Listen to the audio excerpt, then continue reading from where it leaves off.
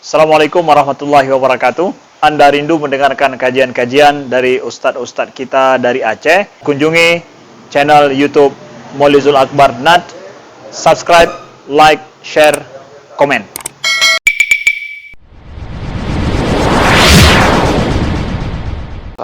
Salat sudah selesai. Lalu dia mengikuti orang yang masih berdiri.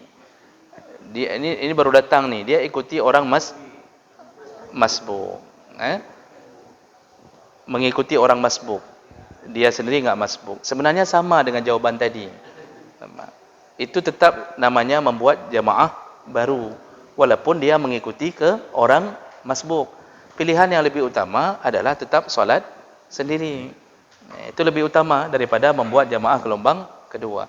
Jadi ya sudah, pilih saja salat. Bahkan dalam kitab-kitab Syafi'i disebutkan, disuruh pilih salat sendiri itu, disuruh merapat ke dinding biar orang enggak mengikuti dia lagi di belakang. Sampai begitu kemakruhan yang diajarkan. Jadi enggak usah ikut orang yang masbuk, kecuali bukan salat berjamaah yang baru selesai.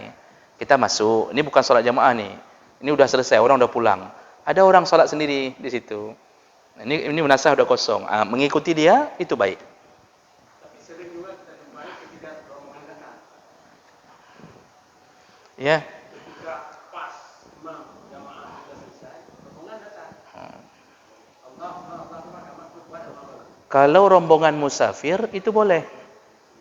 Karena mereka rombongan sendiri dan mereka musafir, berbeda dengan orang mukim yang membuat gelombang baru. Tadi bicara itu untuk orang mukim. Kalau sesama rombongan musafir, Pak, turun dari satu kurnia, semua turun. Mereka membuat salat sendiri, boleh. Karena mereka bukan mukim. Mereka musafir. Mereka salatnya pun salat musafir. Namun tetap dianjurkan, tunggu sampai imam dan makmum keluar dari masjid. Selesai dari masjid. Udah selesai zikir, silahkan buat sendiri. Oh, kalau sesama sholat itu total nggak boleh. Ya, berarti tadi dia sama-sama makmum. Tiba-tiba selesai sholat dia mundur ke belakang untuk satu orang jadi imam. Ini bisa batal kedua-duanya. Kalau dia berniat. Jadi tidak boleh yang dari makmum tiba-tiba merubah jadi imam. Tidak boleh.